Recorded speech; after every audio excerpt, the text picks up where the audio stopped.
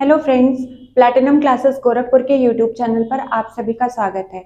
जैसा कि आप लोग देख रहे हैं, प्लैटिनम क्लासेस की टीम हर रोज एसएससी जीडी के एग्जाम का रिव्यू ले रही है और उसी के आधार पर हमने कुछ क्वेश्चंस को निकाला है और एक ऐसे टॉपिक को हम लेकर के आए हैं आज आपके सामने जिसमें से क्वेश्चंस आगे के एग्जाम में आ सकते हैं।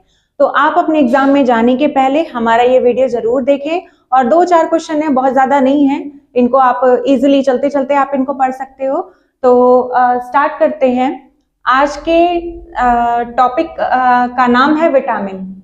इस वीडियो में हम देखेंगे कि विटामिन कितने टाइप के होते हैं, उनके रासायनिक नाम क्या क्या हैं और उनकी कमी से कौन कौन से रोग हो सकते हैं। तो सबसे पहला जो विटामिन है वो है विटामिन ए। विटामिन ए का जो रासायनिक नाम है वो होता है रेटिनॉल और विटामिन ए की कमी से जो रोग होता है उसे हम रतौंधी या फिर इंग्लिश में उसे नाइट ब्लाइंडनेस के नाम से जानते हैं। जो दूसरा विटामिन है, अगर इसको देखा जाए, इसे हम कहते हैं विटामिन बी, लेकिन विटामिन बी अकेला एक विटामिन नहीं होता है, उसमें बहुत ढेर सारे विटामिन का वो कॉम्प्लेक्स है, इसीलिए आपने सुना भी होगा कि विटामिन बी कॉम्प्लेक्स।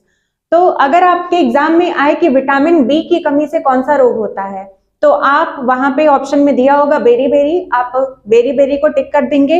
और अगर उसको अलग अलग करके पूछा है, जैसे B1, B2, B3, B5, B6, अगर इस टाइप से पूछा हुआ है तो आप उसका रासायनिक नाम यहाँ से देख लें, इसे याद कर लेंगे और इसकी कमी से जो रोग होता है उसे लगाएंगे। जैसे कि अगर हम देखें विटामिन B1, तो विटामिन B1 को हम थायमिन के नाम से जानते हैं और इससे बेरी बेरी नामक रोग होता है। दूसरा है विटामिन B2, जिसे राइबोफ्लेविन के नाम से जाना जाता है और इससे बहुत सारे रोग होते हैं, जैसे एंगुलर स्टोमेटाइटिस, चिलोसिस और ग्लॉसिटिस।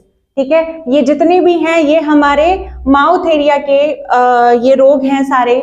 कोई जीभ हमारी रेड हो जाती है, उस पे छाले पड़ जाते हैं, या होठों के ऊपर छाले पड़ जाना, ये सारी चीजें इसमें आती हैं। तो अगर B2 की कमी से कोई भी आपसे रोग पूछता है तो माउथ एरिया का अगर कोई भी आपको इसमें रोग दिखाई देता है तो आप उसको टिक कर देंगे। फिर B3 जो है, B3 को हम नियासिन के नाम से जानते हैं, या फिर निकोटिनिक अम्ल भी आपके क्वेश्चन में दे सकता है कि निकोटिनिक अम्ल को किस नाम से जाना जाता है या निकोटिनिक अम्ल को किस विटामिन के नाम से जानते हैं। तो वहां पे आप लगाओगे विटामिन B3 के नाम से। या फिर नियासिन में पूछ सकता है कि नियासिन जो है वो किस विटामिन का नाम है, तो विटामिन B3 का नाम क्या है? नियासिन है।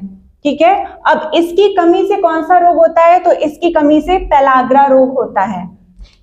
पेलाग्रा को ही हम 3D रोग के नाम से भी जानते हैं। अगर आपसे कभी पूछे कि 3D रोग किस विटामिन की कमी से होता है, तो आप बताओगे विटामिन B3 या फिर नियासिन या फिर निकोटिनिक अम्ल के कारण होता है।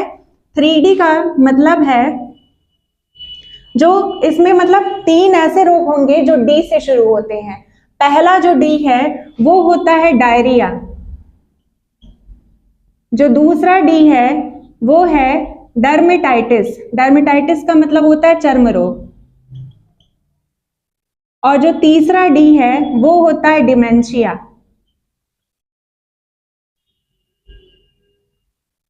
या हम जिसे कह सकते हैं पागलपन। ठीक है, तो ये 3 जो रोग हैं वो किसकी कमी से होते हैं? विटामिन B3 की कमी से, जिसे हम नियासिन कहते हैं। उसके बाद जो नेक्स्ट विटामिन है विटामिन B5, जिसका रासायनिक नाम है पेंटोथेनिक अम्ल। इसकी कमी से भूख नहीं लगती है, अनिद्रा हो जाती है, चक्कर आना, कुछ कॉमन से ही लक्षण इसमें हमें दिखाई देते हैं। फिर है विटामिन B6, ये इंपॉर्टेंट है। इसे हम पायरिडॉक्सिन के नाम से जानते हैं और इसकी कमी से माइक्रोसाइटिक एनीमिया होता है। माइक्रोसाइटिक एनीमिया में जो आरबीसी होती है उसका जो आकार होता है वो घट जाता है। तो आपको सिर्फ और सिर्फ नाम याद रखना, आपको लक्षण और उसमें क्या होता है ये सारी चीजें नहीं पूछी जाएंगी। तो विटामिन B6 आपका इंपॉर्टेंट है, प्लस विटामिन B3 भी आपका इंपॉर्टेंट है और विटामिन B1 भी आपका बहुत ज्यादा इंपॉर्टेंट है। फिर उसके बाद है विटामिन B7। विटामिन B7 का रासायनिक नाम है बायोटीन और इसकी कमी से चर्म रोग होता है। अगर आपसे साइंटिफिक टर्म में पूछा जाए तो ये लिख के आएगा हाइपरकीरेटोसिस। हाइपरकीरेटोसिस नामक बीमारी किस विटामिन की कमी से होती है, तो आप बताएंगे कि बायोटीन या फिर विटामिन B7 की कमी से होता है। अभी तक आपने देखा vitamin A, B1, B2, B3, B5, B6 और B7 का नाम देखा, इनका रासायनिक नाम और इनकी कमी से होने वाले रोगों को देखा।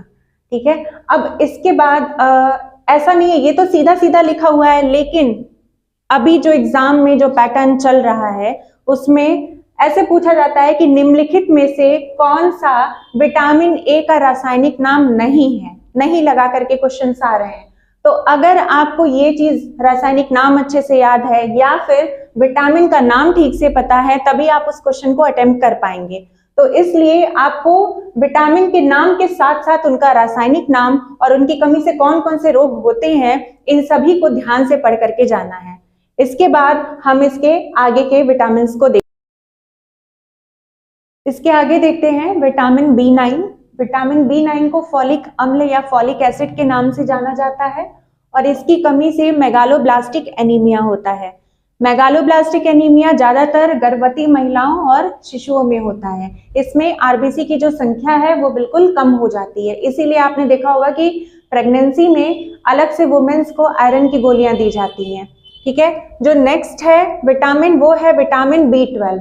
विटामिन B12 का जो नाम है वो है कोबालमिन, ये इसका कॉमन नेम है, लेकिन एग्जाम में क्योंकि ये जो कोबालमिन है ये दो रूपों में पाया जाता है, एक तो साइनोकोबालमिन और दूसरा हाइड्रोक्सी कोबालमिन।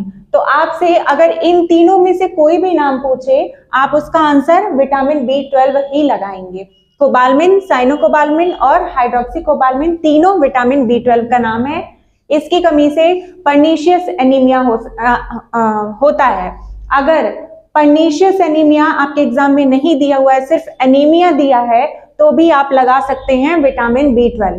ठीक है, नेक्स्ट जो विटामिन है, ये तो टोटल था विटामिन बी कॉम्प्लेक्स का नाम कि B1, B2, B3 जितने भी विटामिन है बी कॉम्प्लेक्स में, उन सभी के रासायनिक, उन सभी के नाम क्या क्या है। तो ये हमारा B12 तक आकर के बी कॉम्प्लेक्स खत्म हो गया। अब इसके बाद है विटामिन सी। विटामिन सी का जो रासायनिक नाम है वो है एस्कॉर्बिक अम्ल या फिर एस्कॉर्बिक एसिड, और विटामिन सी की कमी से होता है स्कर्वी रोग। स्कर्वी रोग जो है वो मुख्यतः हमारे मुंह का रोग होता है, इसमें जो दांत हैं, मसूड़े हैं, उनमें से खून आने लगता है। फिर है विटामिन डी। विटामिन डी का रासायनिक नाम है कैल्सीफेरॉल और इसकी कमी से रिकेट्स रोग होता है।